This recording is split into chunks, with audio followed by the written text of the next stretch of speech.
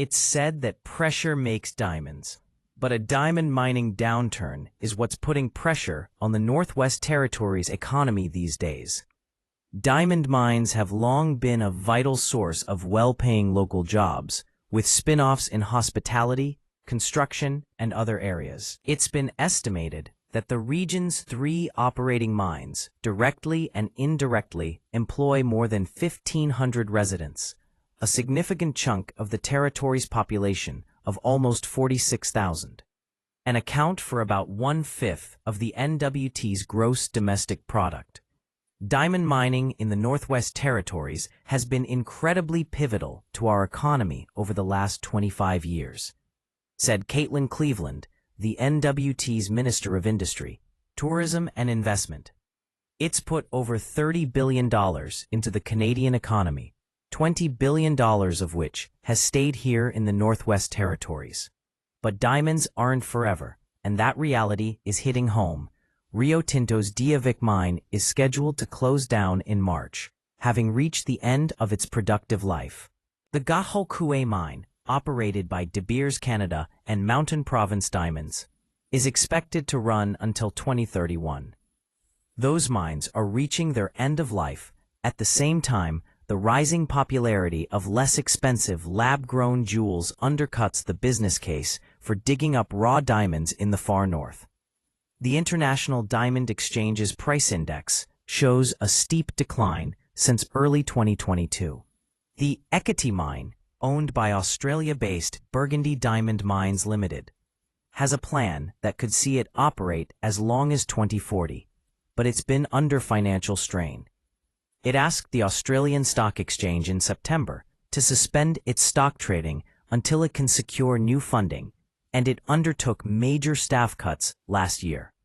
Burgundy blamed ongoing, challenging market conditions, but said U.S. President Donald Trump's tariffs have also been a big headwind. Most of the world's diamonds are sent to India for cutting and polishing, and imports into the U.S. of those finished gems are subject to 50% tariffs.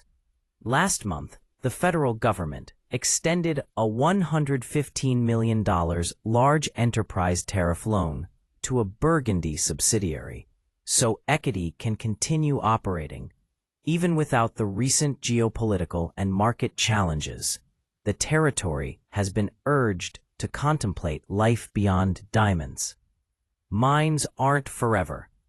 They are finite resources, said Paul Gruner, CEO of Tico Investment Corp., the business arm of the Tico Nation. The corporation has been working with Rio Tinto on keeping people on the job. As the Diavik mine winds down, he figures the reclamation and remediation work will buy the community about 3 years until employment disappears.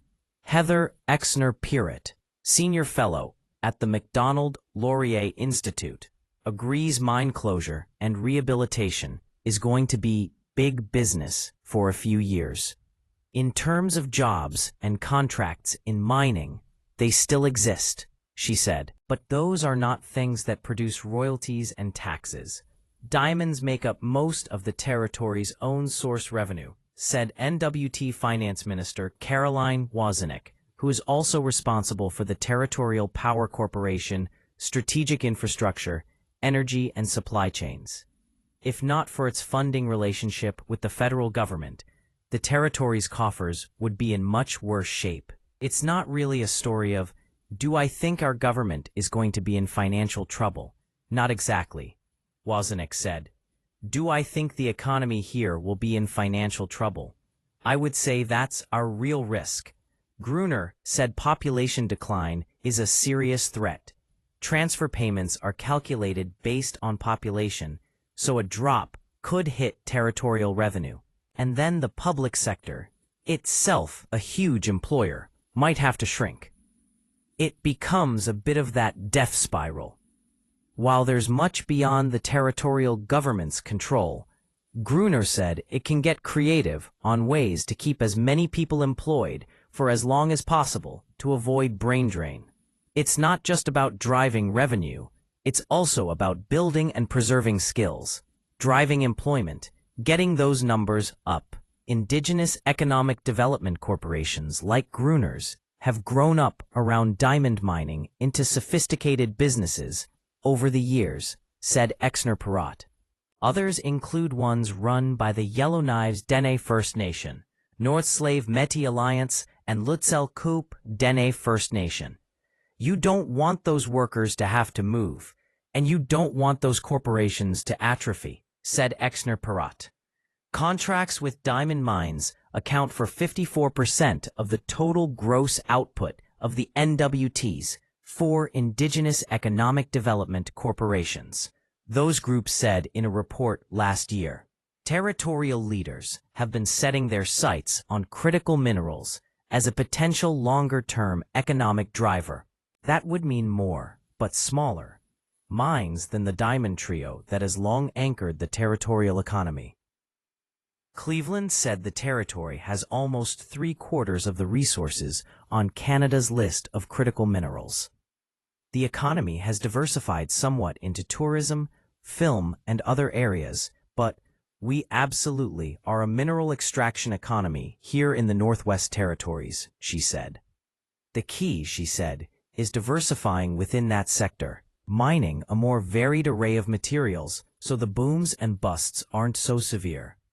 Getting new mining industries off the ground is going to mean big investments in year-round transport infrastructure, as roads now serving diamond mines can only operate in the winter, the ministers said. Energy infrastructure is also needed in a territory still largely dependent on pricey and inefficient diesel generation.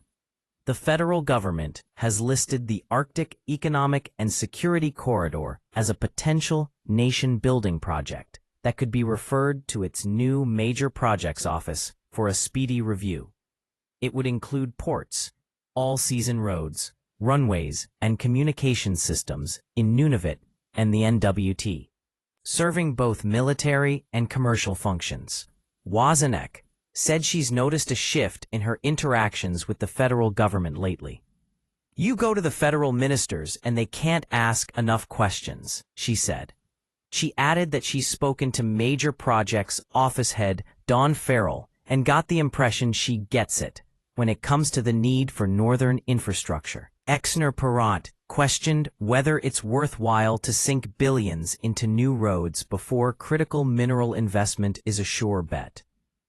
If you don't have the private sector using this kind of infrastructure, it can become a real drag on the territorial economy. They don't have the tax base to maintain a couple 100 kilometers of linear infrastructure or transmission lines that no one is really using, she said. So they're certainly in a pickle. Investor enthusiasm in critical minerals in the far north could perk up if the right commodities hit the right price at the right time, Exner-Perrott added. They would have to go up a lot, to make the deposits in the Northwest Territories more attractive, and there's nothing on deck that would replace or even come close to replacing what the impact of the diamond mining sector was.